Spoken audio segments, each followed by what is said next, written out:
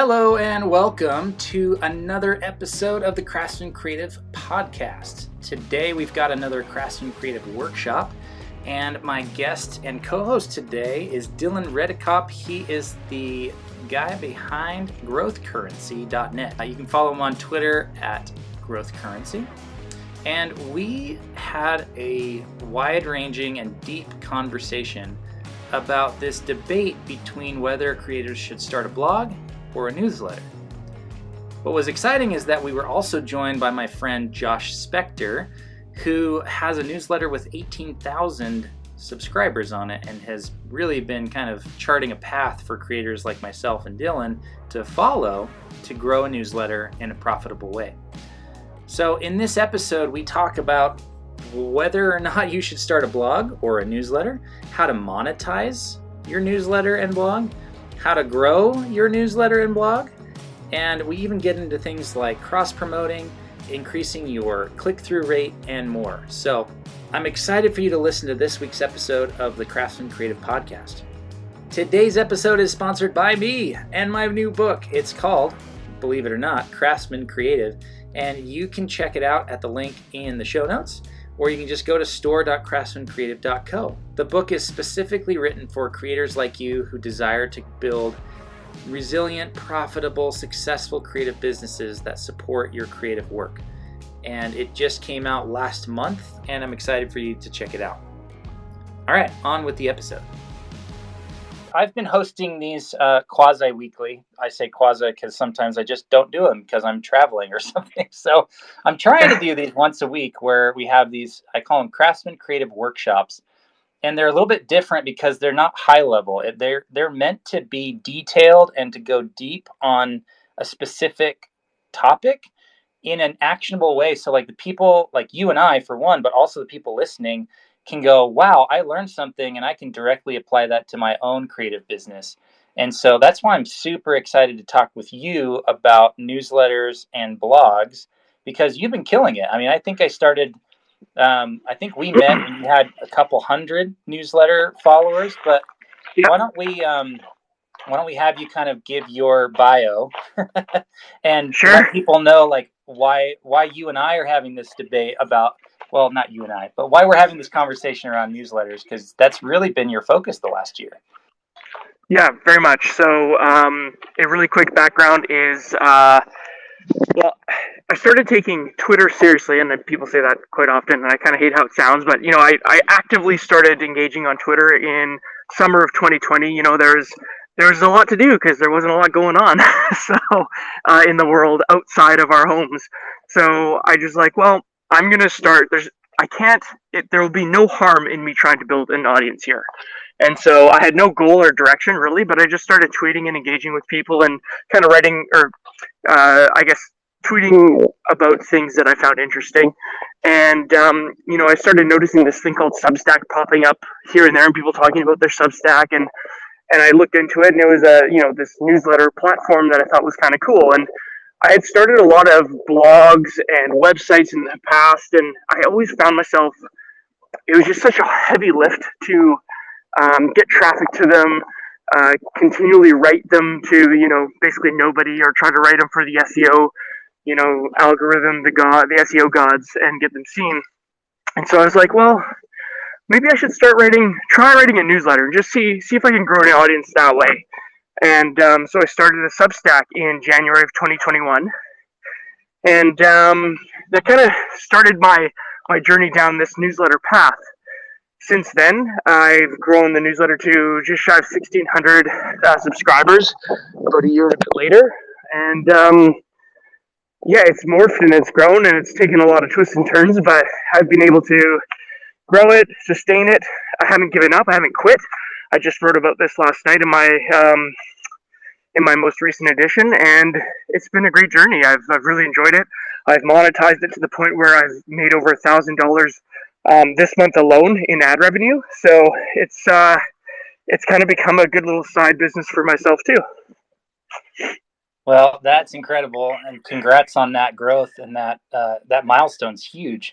And I'm just going to put my own personal plug in. Like, yours is one of the few newsletters I even allow into my inbox and read it every week because you really do a good job putting together, like curating, and like I think initially it was maybe more curation, but now it feels like you've Yeah, got your own content you're putting in there, and it's a really, really great, valuable newsletter.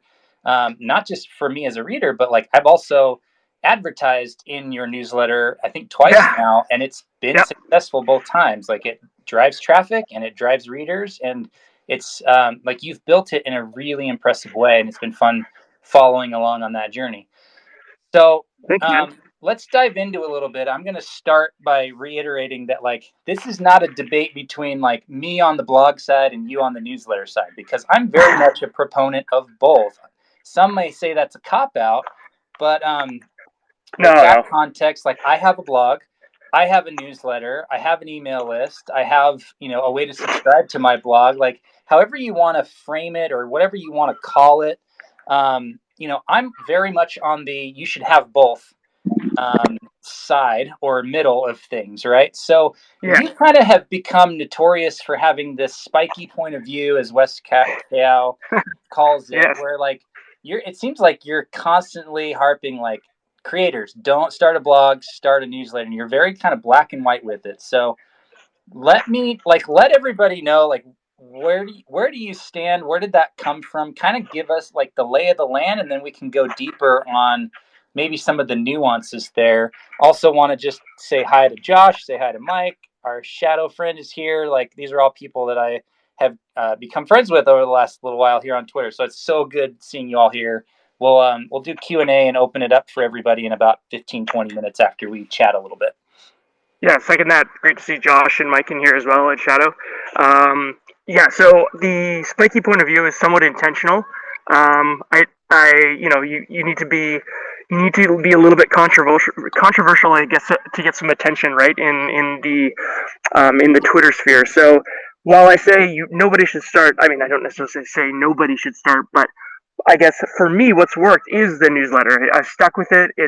I've been able to monetize it. It's grown, or I've been able to grow it with just repetitive, consistent effort. And people have been able to do that with blogs for decades as well. It's not like blogs don't work and newsletters do, or vice versa. But the reason, some of the reasons why I felt like it worked for me, and why I feel like if you're at this, the starting point of you want to create online and you want to start building an audience and maybe pursuing a content creator journey, why I'm bullish on newsletters is because, well, there's a few reasons, and I've laid these out in public before and on my the article I've had, and that's the main one. One of the main ones is one of the main purposes of a blog, or getting traffic to a blog, is either to sell something or to get people to sign up for your newsletter, your email list, right? Get them on your email list. So I I just am like, well, why don't we cut to the chase and get people to sign up directly to a newsletter? And with the democratization of these platforms, or of building a newsletter, I should say, with platforms like Substack and Review, and even now ConvertKit and Ghost and so on, they're just making it more easy than ever for just your even non-tech savvy person to create an account, create a Substack account, say, and within 30 minutes you could have it just customize it a little bit and send out your first edition. And yeah, you might be sending it out to no subscribers, but I mean, just about everybody starts with zero, so you've got to put in the effort to get it growing, but you're at least starting to publish there. And it's, in some ways, it's no different than a blog. And we could be talking semantics here, and I fully acknowledge that, especially since Substack has like a blog feed type feature to it, and most of these newsletter platforms do. But that's also another reason why I say, well, why not just start a newsletter then instead? So that's kind of my first I guess point, or my main point of why I think that we need to consider what our real goals are, our business goals, and our content creator goals are when we're considering starting a blog. And you might be better off to just jump ahead to starting a newsletter. Yeah. Well, I love that. And I think what I just got from what you said is a lot of people who are maybe vocally disagreeing with you, the people that are like writing blog posts to shoot you down, or Yeah, or trying to tell you a new one, are really just getting lost in the semantics of it all, right? And so totally. I think it is important, though, to kind of clarify that they are two different things. They can serve similar purposes and even have Hmm. very similar ways of how they're distributed to readers, right? Because as like Mark said, and you can talk about this post that Mark wrote last week, but people can subscribe to a blog in the same way they could subscribe to a newsletter. And if your newsletter has an archive that lives online, it's like a blog in that it's Yeah, evergreen and exists and has SEO and has all of those upsides, right? So yeah, in some ways, it's really just semantics, right? But yeah. I to agree. be maybe to be clear, we could say that like delineating between a newsletter, which is strictly an email delivered to readers and does not exist online, and a blog is written and published online, but not necessarily meant to be like email first. That maybe Hmm. helps the conversation a little bit. But what I really loved about what you said is that there's direct ways to monetize both of these things. And that should play into your strategy as a creator in the way that you're going to devote your time and where you're going to put your focus. And so a lot of times people will, especially writers online, will think, okay, a blog, how am I going to monetize a blog? Well, ads are kind of, 10, 20 years ago. People don't like to see tons of ads in a blog. So maybe it's affiliate links. Maybe there's a way that they're going about sponsorships or affiliates in a different way. Whereas it's right now, at least in my experience and the way I see the landscape, is it's a little bit more generally accepted to have sponsors in a newsletter, and people are okay with that, and they're willing to see a little plug at the top and then see the content and see a couple of more plugs, for other people, so you've got your main sponsor and your sub sponsors and stuff like that. Is that something that you've thought about strategically, and you went with the newsletter route because you felt like it was a more direct path to monetization? Or talk us through a little bit more about, like, you saw Substack, you kind of went with that, but as you were getting into this and creating this spiky point of view, how do you see the two differently, and how is one maybe better positioned for people who want to start monetizing sooner? Right. Yeah, I think it's a really good point to point out this to highlight the strategy and different strategies for different goals. So I think for me, Josh is in the crowd here, and he was one of the first newsletters I subscribed to where I saw him really effectively using newsletter advertising, to the point where you could you could see what he was charging for a newsletter if you went on his advertise with me page, and then you could see how many editions he had sold out, and you kind of could do some quick math and be like, okay, well there's a business case to be made for this. It might not be able to fully replace your full time income right off the bat, at least, but there's a business case for it, and blogs like, or I should say, newsletters like Morning Brew and the Hustle and the Skim, they've all gone this route of essentially becoming media businesses selling ad spaces and sponsorships. So yeah, it's not a new business by any means, but I thought, I was writing a Substack and I was slowly gaining traction to about 600 subscribers, and I thought, well, maybe it's time to see if anybody would be willing to advertise in my newsletter. And so I had heard about SwapStack, and I wish I could remember where I first heard about SwapStack, but I signed up for an account with SwapStack, so it's swapstack.co, and within about a month, I got my first inbound outreach, I guess, inbound request for an ad in my newsletter. And at the time, they were like, "What are you going to charge for an ad?" And I just had one ad spot available, and I said, "I don't know, $25." And so they agreed, and so I got that validation right there that somebody was willing to pay to reach my audience of 600 people. So I saw that there was possibility, not just because people like Josh were doing it and doing it effectively, but I had the proof of concept right there in my inbox that somebody was willing to pay for me, and I thought, well, where can I take this? And so it's just kind of been a process of growing it from there, offering a few different, ad locations in my newsletter. Um, and it's been somewhat strategic, but also just kind of testing the waters to see what works and increasing prices as things go. And I think, Darren, you were one of the first people, I should say, that advised I should raise my prices. So thank you for that. Yeah, I tend to And do that to most people. I forget who it was. I think a gal named Michelle that maybe both of us follow reached out because I said, "Hey, I'm going to be sponsoring a bunch of newsletters and I want to put ads out there." And she said, "Well, I have a newsletter. It's really small, but like $5 and you can do a thing." I was like, "Well, here's oh 50, man, and don't ever say that again." Like I was yeah, mad at her. I was like, "Don't ever undersell yourself that way.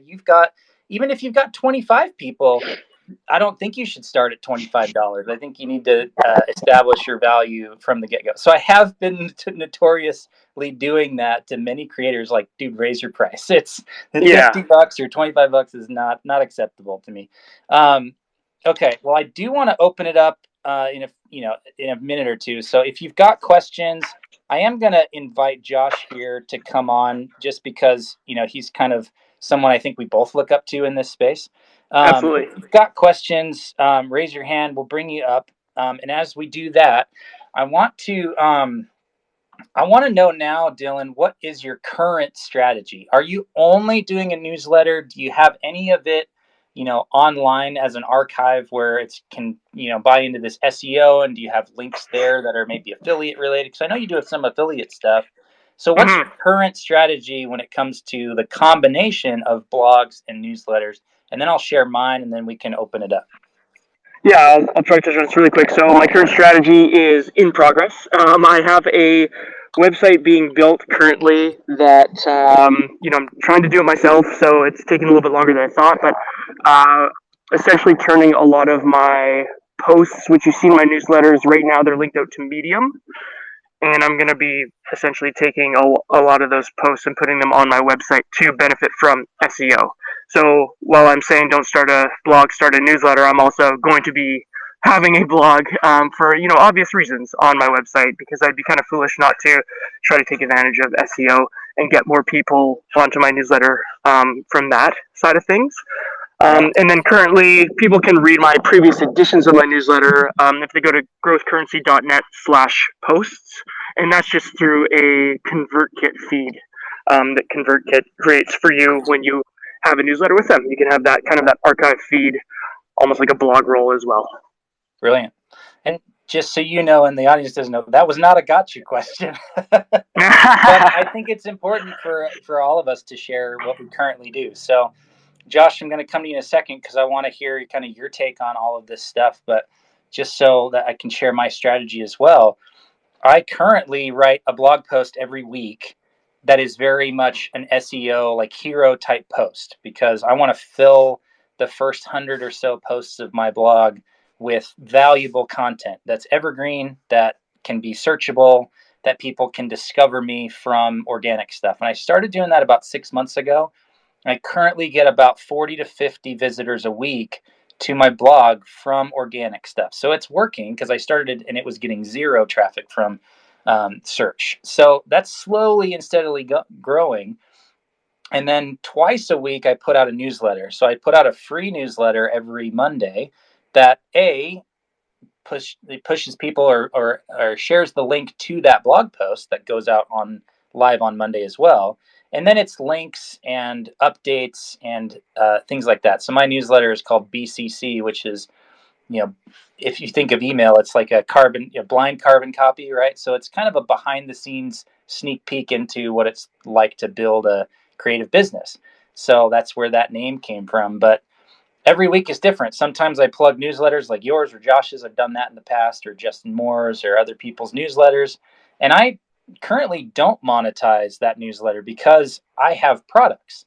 So I've chosen to skip the affiliates and the and the sponsorships and go straight to products. And so I use my weekly free newsletter to promote, hey, my book is out, or hey, here's an update on the book, or there's a course coming out, or whatever it may be. And that's how I've chosen to do that. And then I now have a Friday newsletter, which is a VIP newsletter for those that got early access to my book and will be part of the community that I'm building. Although that strategy is slowly taking shape. So, so that's my current strategy, and it's working because I have about a 4 to 5% conversion rate from the email links to my products. Whereas if it's a direct link from Google or from Twitter or something, it's less than 1% conversion rate. So getting people into the email list first and getting them the newsletter has proven to be much more profitable way to or place to put my focus and effort. So Josh, this I think this is a good time to get you in here if you're willing. Sorry to kind of put you on the spot, but like, first of all, hi. I don't think we've spoken in person yet, or like in via audio, just many times through email and DMs. So, I know. I feel like you and Dylan. All of a sudden, I'm hearing your voice. It's a whole new world. oh no, wait till we get on video. It's even different. Yeah. Somebody was like, "Wow, I finally saw your face in a picture, and you're so happy." I was like, "I'm always happy. What are you talking about?" All right. What are your thoughts on this newsletter versus blog, and maybe share some of your strategy because I know your strategy works really well for you. And Sure. be gentle with me. Be gentle with me, Josh. No, excuse me. I will be. My first thought is I guess my answer would be both. I don't understand. Well, I also think so. Let's talk about the terms, right? So, blog to me, it's really not about blog. It's really about like content on website versus content on email, right? Right. So, to me, I don't understand having a blog or putting content on a website that you wouldn't also have a newsletter as a way to drive people there. To me, that seems a huge mistake. And I also don't understand vice versa to have a newsletter where your content you're only going to allow people to access by email also seems like a mistake. So to me, I think that it should be both places. And that's the approach that I have taken. Now, for me, my newsletter is a mix of original and curated, but I write a blog post every week and I share a quick summary and a link to it. So I'm not doing full text in my newsletter. Uh, and I actually my full newsletters are also put on my website. And I actually go a step further.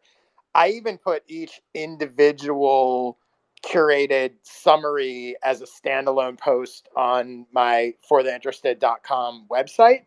And the reason I do that is not an SEO play. I go back and forth with caring about SEO and not caring about SEO. That's a whole other story. But the reason I do that is because it makes my For the Interested site a really great searchable archive, not just of my newsletters, but of every individual link essentially that I've previously shared. So if I didn't do that, let's say like I wanted to find stuff I've shared about courses, right? Now, if I search for course, I'm going to find all these individual links to articles I've curated about courses. If I wasn't doing it that way, it would just pull up 20 different issues of my newsletter and people and or me would have to go searching through them to find where the course link is. So again, not from an SEO standpoint, but from a sort of archive usability standpoint, it makes it super easy for me or other people to find relevant stuff doing it that way.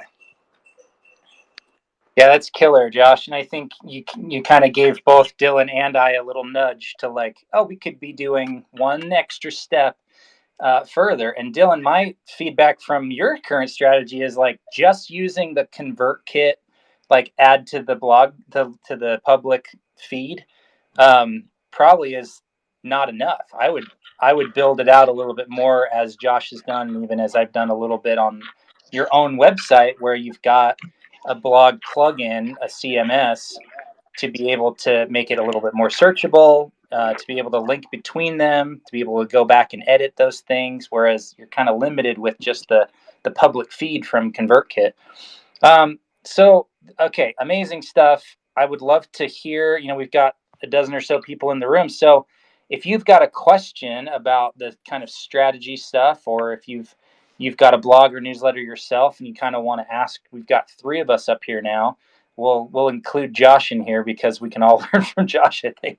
But go ahead, raise your hand. We'll bring you up, and you can ask any questions you like. We'll just kind of keep chatting as we wait for that. But hopefully, there's some people who've got some questions for us. All right, Dylan. So let's talk about growth strategies. You just put out an amazing free email series about growing a newsletter. So what's the feedback been like? Like, how has the response to that been? And has it helped you grow your newsletter by having a free email series? And maybe what's been the feedback? How's that gone for you? Yeah, it's gone really well. I'm pleasantly surprised with the results of it. In terms of the first day launch got me about 100 new subscribers to the newsletter, which was awesome. And then the feedback's been pretty good so far. I've had some good constructive criticism, or feedback, I should say, as well as a lot of just super positive feedback too. So it's been a good learning experience for me because I'd never created an email course before, and I've got a lot to learn still on that front. But I knew that if I just kept hesitating and thinking like, I don't know how to do this well enough, I just would never do it. So the most important thing for me was to actually just get it to the point where I felt comfortable with it. I wasn't necessarily 110% thrilled with the final product, but I knew that there was enough value there for a free course that I was sure some people would get some value out of it. So, and it seems that they have with the response I've been getting. So I'm really, really pleased with it. And it was a great learning experience for me. So it was a win-win-win.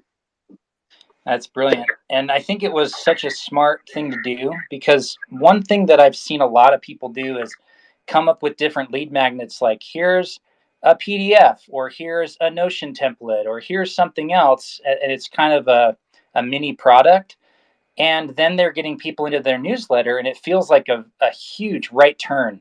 Whereas if you get people onto your newsletter with a free email series, that's what they want more of, right? They're okay continuing that journey because you're saying, come in, start getting emails from me, and then if you like them, if they're valuable, if I did my job right, then you can keep getting emails from me, and it doesn't come out of left field. So I think it was a super smart thing to do as a lead magnet.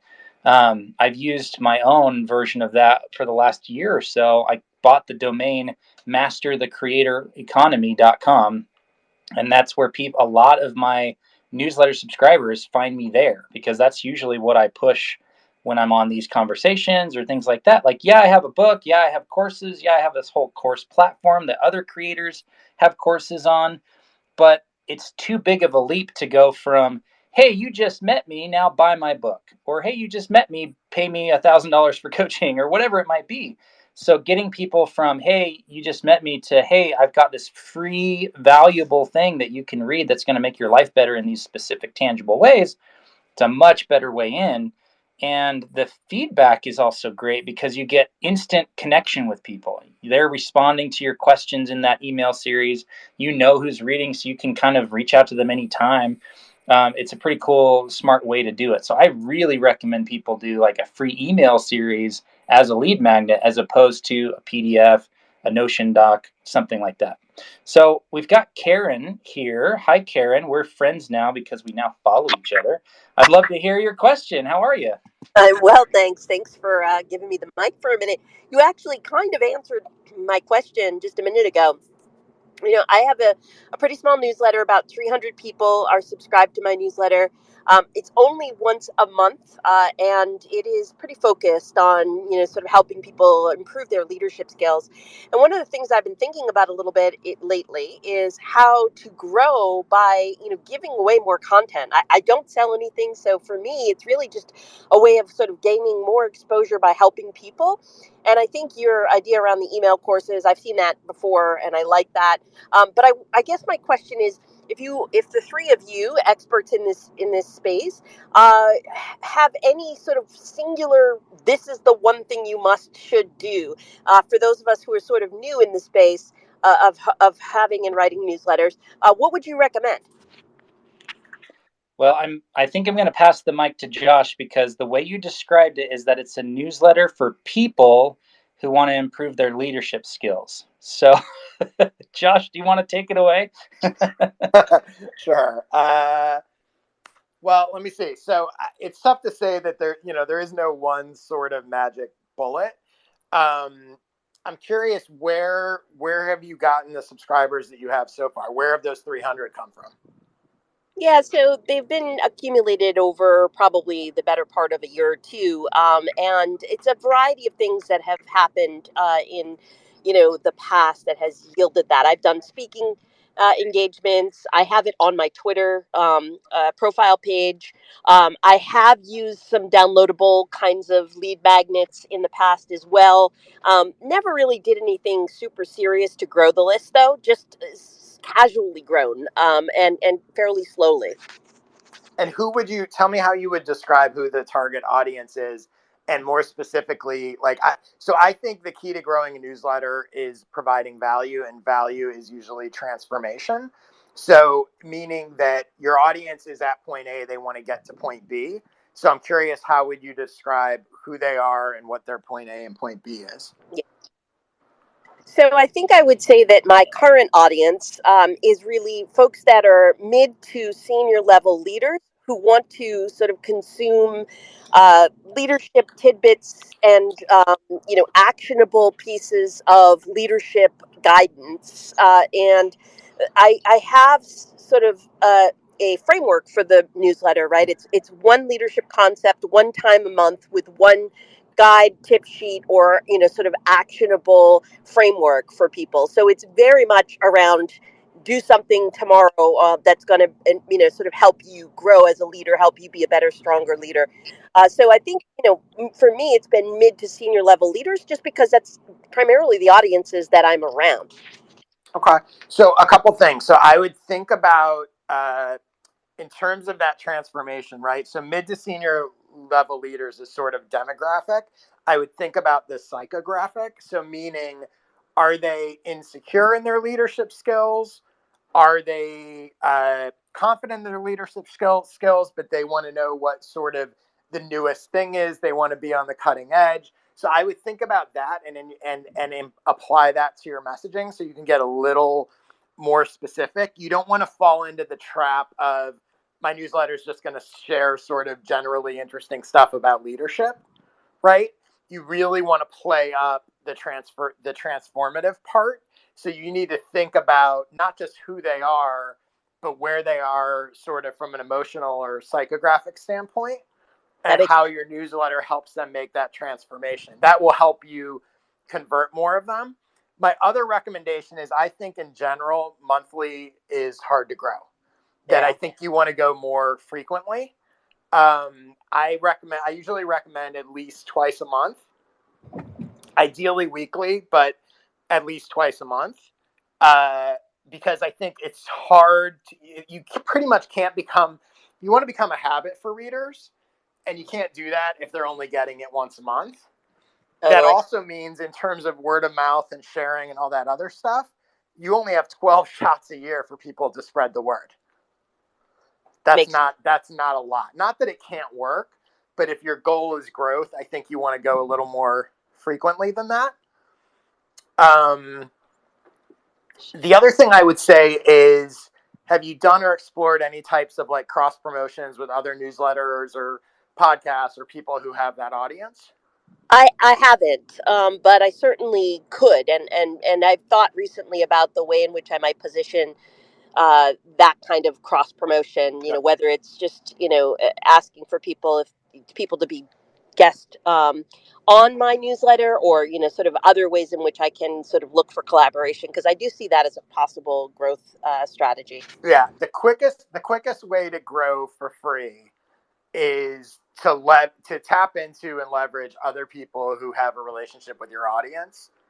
And so that you can, again, like, there's different ways to do that, whether that's a cross promotion or whatever that is. That's the quickest way. I mean, even somebody that had, like, so you have 300 subscribers, even someone with a newsletter that had 100 subscribers that were your people, they could, in one email that references you, send you a bunch of new subscribers. Totally. So that I would make a list. I think a good thing to do is sit down, see if you can come up with a list of 100 people or sources that have some sort of relationship with your audience, and then just go down the list and be like, all right, how can I get in front of those people, right? Who can I do a cross promotion with? Who could I be a guest on their show? Who could I interview that then they would share with their audience? If some of them offer ads, and you have budget, who could I pay to get in front of their audience? Like, that's where, in terms of like speed of growth, that I think in general, aside from like big ad campaigns and other stuff that involves a bunch of money, that's sort of the quickest, easiest way to grow, I think. Not Well, easy, but thank you both. easiest. Thank you So, very much. and when Josh shares a link to your newsletter, that's called the Spector effect, and it's amazing. Apparently. That's the fastest way I've grown my newsletter, is just letting Josh keep posting links in his newsletter to my content. There you go. I'll second that one. Dylan, do you have anything to add to that? Because, I mean, again, you just wrote a whole 5-day free email series. So if anyone's listening, you should go get that, about growing your newsletter. So what do you have to add? Yeah. And then I'm going to get our next question up here as well. I was gonna, if Josh didn't mention, I was gonna say the once a month newsletter. I agree. I think that would be, for me, that would be a heavy lift to try to get that to grow. So considering doing a bi-weekly, or in other words, twice a week, every other week, or a weekly newsletter, if you had capacity for it, is just that much. It's just so much easier. I would think, not easier to produce because it's more work, but easier to grow and build momentum. And I think that's one of the most important things for me when I'm starting a project and I'm trying to grow a project, is the momentum. Because as soon as the momentum really starts to fade, so does my interest and my desire to really do it. So that was kind of going to be one of my main points, was just increasing the rhythm or consistency of the newsletter. And then I think Josh nailed kind of the rest of it on the head. Cross promotions are huge.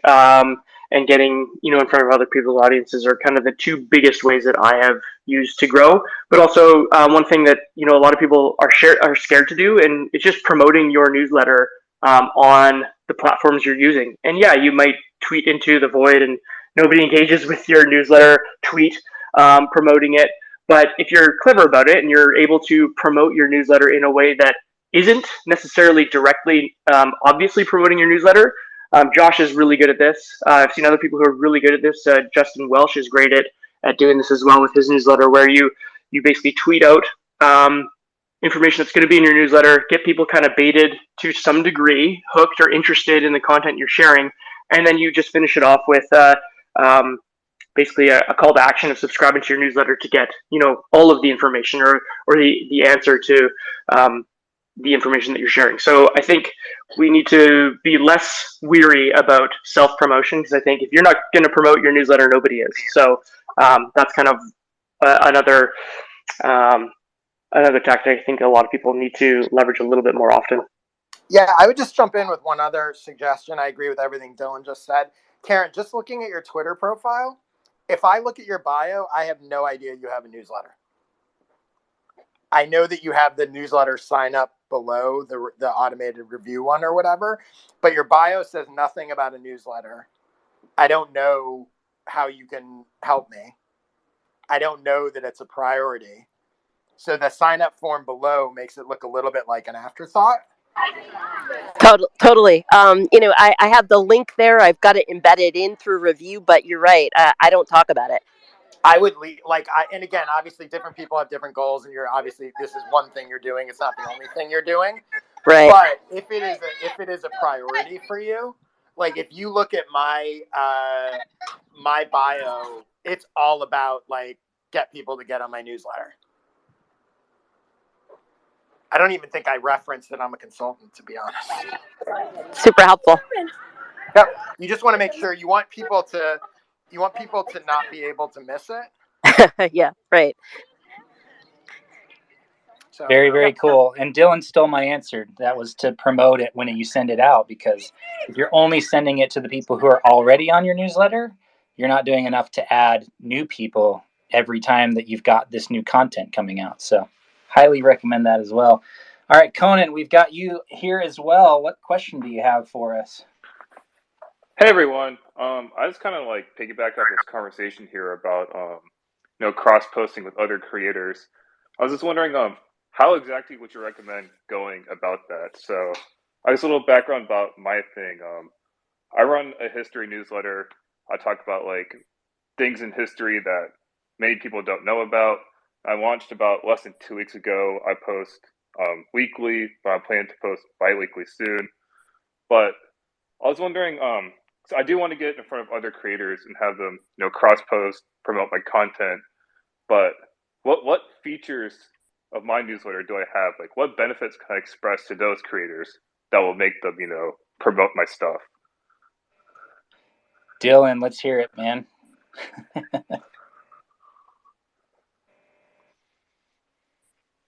Hey, sorry about that. I had to find my unmute button.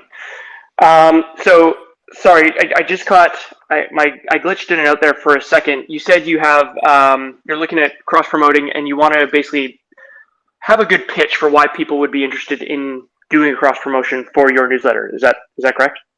Exactly, yeah. Because I'm pretty new. I haven't done too much yet. So I want to grow my audience, and I'm wondering, what features could I express to them? What benefits? So what I typically I'll just explain what I do and see if this resonates at all. Is I like to basically share the audience with the person I'm the reach out that I'm doing, the outreach to the person I want to cross promote to, or with. I tell them the audience my newsletter hits. I tell them why I think it would be a good fit for us to do a cross promotion. Obviously, if there is no fit, like there's no complementary audience or overlap, then maybe it might not be a good idea to do the outreach. But if you find somebody in or newsletters in that similar niche or complementary niche, then by all means, it's a good idea. So I would explain to them why it is, why you believe it would work. Explain a little bit about the size of your newsletter, but that doesn't always matter. I think what matters more is kind of your vision for your newsletter and where you're going and how often you are publishing it. So I would definitely include all of that information as well. Open rates, click rates can matter to some people. They might not matter to others, but I would include that if you have it. And then I think the other thing that I made the mistake of when I was starting out was I tried getting cross promotions with newsletters that were just way bigger than mine, like 10x 10x more subscribers, bigger lists. And I that can work. And people like Josh are very supportive of my newsletter at the start and still is, despite him having 100x the subscribers I had, and he still shared some of my stuff. But not everybody is necessarily willing to do that. So I think if you want to kind of play within a similar sandbox, you're probably going to have a better chance. And I think, Dylan, if I'm not mistaken, you just shared a bunch of links and resources in your free series where you can go find newsletters, you can go connect with people, right? Mm-hmm. Yeah, newsletter marketplaces. I also included some, I think, an example of some podcasts where you can get on other people's podcasts, which isn't quite the same, but it's still it's still some promotion for sure. Yeah, brilliant. Okay, well, Dylan, I know you've got a hard out in about 10 minutes, so I have one more question for all of us here. If anyone else has a question, like I can stick around for a little longer as well, so I don't want to cut people off. But this was something else that came up just as I was, putting my book out there over the last month and was sponsoring newsletters. Unfortunately, Josh, yours was all booked out until like June or something. That's not unfortunate. I know. The question, but you did help me out because you put a link and we did this cross promotion. So that's where my question comes from. You posted, Josh, about how your link clicks are like 10 to 14% of the people reading are clicking on your links. And my response was, well, mine's about 2% or less on my newsletter. So maybe both of you could talk strategically about, because you want the link clicks to be high if you're selling ad spots and you want people to click on those links. So what are some strategic things that you've done over the course of building your newsletters where you've been able to increase that link click rate? You want me to take that one? Yeah, Josh, you're the master of this, so you take this one. So I let me preface this by saying I completely stumbled into gold. Like, I'd like to say this was some master plan, but it's not remotely what it was. So when I initially, my newsletter was a weekly newsletter. It came out on Sundays. It included basically like 5 short summaries and links to stuff. And then in my ad section, I had just very simple single line text ad, classified ads, and they did okay. Like, they did fine. They would get, I forget what the average was, but I had like 18,000 subscribers, about 10,000 people open each issue, and those ads would probably, a really great ad would get maybe 100 or so clicks. On average, they were probably 50 or 60 clicks. As a side project, I started a separate newsletter, which was originally called the Daily Graph. And the idea was it was a 1 paragraph daily newsletter, which basically sometimes was even only just a sentence. It was like a sentence and a link, a couple sentences and a link, and that was it. No ads in that initially. Then that worked really well. People really liked that format, and I decided to combine it with my main newsletter. So now For the Interested is a Sunday edition, like it's always been, and then a weekday 1 paragraph edition. The ads, I decided to, when people bought an ad, they would get the Sunday ad, and they would also be the sole sponsor of one of the weekday issues. The weekday issues are the ones that are driving massive clicks. There are a couple reasons, both massive clicks of the content and the one ad that's in there. The reason is, so for example, I get more clicks on the one link in a weekday issue than I get in all the links combined in my Sunday issue, and that goes for ads and content. Short, not a lot of choices. It just drives way more traction. And so for some of the cross promotions I've done, that's how I've been able to drive so much traffic to people, because I used to do cross promotions in my Sunday issue, and it wouldn't, it would be okay. Like, it would send 50, 60 people. Now I do cross promotions in my weekday issues, and it'll drive like 1,000. So I think, the format that I've sort of stumbled into has made the ads way more valuable. The other thing is the ads in the weekday edition, I write the copy for. So maybe that helps. I don't mislead people, but I do write them in a way to generate curiosity. So, for example, I don't actually reference the brand or the product usually. So let me look at an example. Let me see like what I sent today. And I'm going to just quickly jump in that like this 100% works. You put a link to one of my blog posts, which is a chapter of my book last week. I'm looking at the stats right now. My average daily views or average daily visitors are 15 to call it 50 people. On May 3rd, you put a link to my thing, and I had 1,200 visitors that day and 300 the next day, and added 50 to 60 new newsletter subscribers. And so you're not lying when you say this. Like, this is a week ago that this happened. Yeah. So for example, well, let me do yesterday's actually. So yesterday, hold on, where is it? So yesterday I actually did a cross promotion with Alex Lull's newsletter, which is called the Steel Club, which is good. I should also add, when I do these cross promotions, like, I'm only doing it with stuff that I think my audience will genuinely like and is relevant to them. That's the other thing. I'm not forcing stuff in here that's not relevant. But so for Alex, I included a link to an issue of his newsletter called the issue was about this thing called the follower funnel. 1,200 people click that link. And then I said, oh, by the way, he's also got a great newsletter called the Steel Club. 430 people click that link, and he's had, I think, almost 200 new subscribers from it. The ad in that issue was for Send in Blue, and a free ebook they have. And basically the ad copy was just today's email sponsored by a free guide to email marketing best practices. So I didn't say send in blue. I just said, hey, it's a free guide to email marketing best practices. And, that drove they've been advertising with me for a while. That drove about like 200 clicks. I don't know conversions on their end, but they keep rebuying. So I'm guessing whatever the conversions are enough that it's been worth their while. So that is, for me, that's what's driving all the clicks, right? That format, that weekday format, that there's not a lot, the combination of it's very short, it's very simple, leads to high open rates.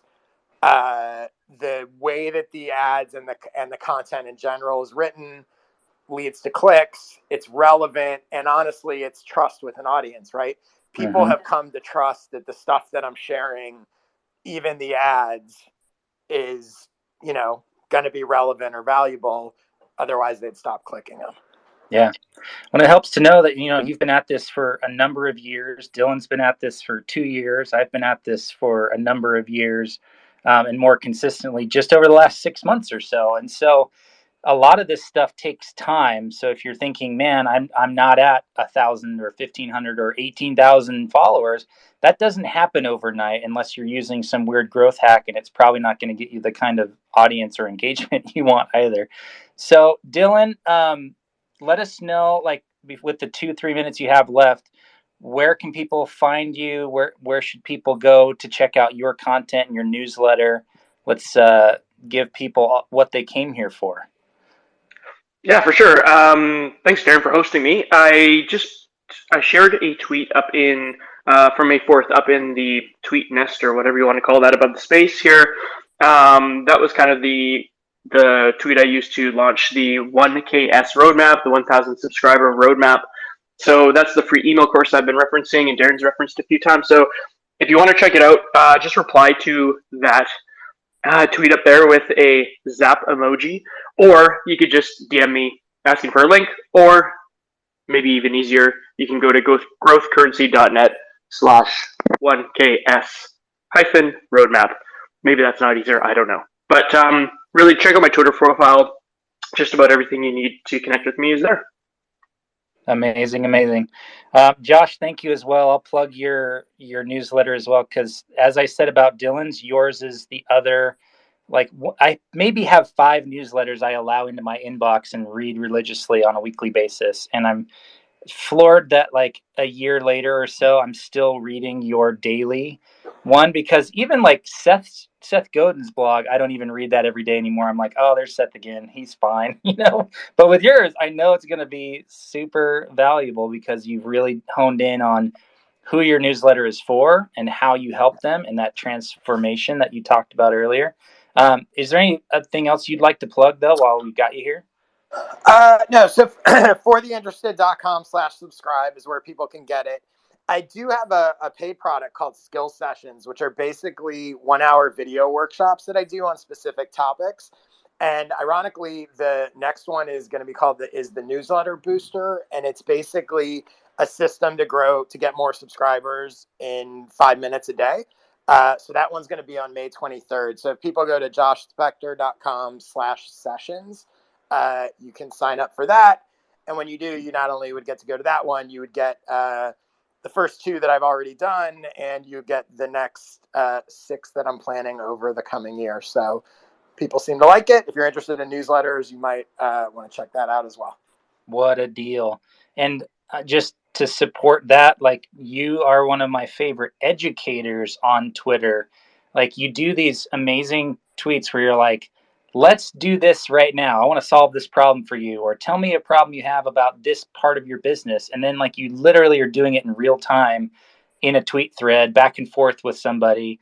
And it's extremely valuable. So if you're on this space and you're not following Dylan or Josh, please remedy that before we end this call, because you want them in your timeline 100%. Thank you. Of course. Thank you all for being here. I'm just going to quickly plug my stuff as well. I do have these conversations with people generally on a weekly basis. So follow me, because these spaces are super fun, and we go deep with people, and we get technical and tactical, and we try to make it so that it's something you can apply directly to your creative business right off the call. That's really what all of my content has been about over the last year or so. It's aimed to help creators who desire to grow a business around their creative work so they can do it full time for the rest of their life. So I care about helping people create successful, resilient, profitable creative businesses. So I have a new book that's out. You can actually read it for free on my website. Just go to blog.craftsmancreative.co. And if you like the newsletter thing, I have a free 5-day email series called masterthecreatoreconomy.com. So you can sign up there. It's basically a summary of the things I talk about in my book, but it's delivered over email, and it's getting really, really good response. It has about an 85% open rate, and that's where I love sending people to, because it's a way for me to get to know you and learn about your business, and then I can help you more from there. So thank you, Dylan. This has been awesome. And Josh, so glad that we were able to connect here, and we got to do one of these coming up soon. I'll message you about that. Thank you all for being here, and we'll see you on the next one. Thanks.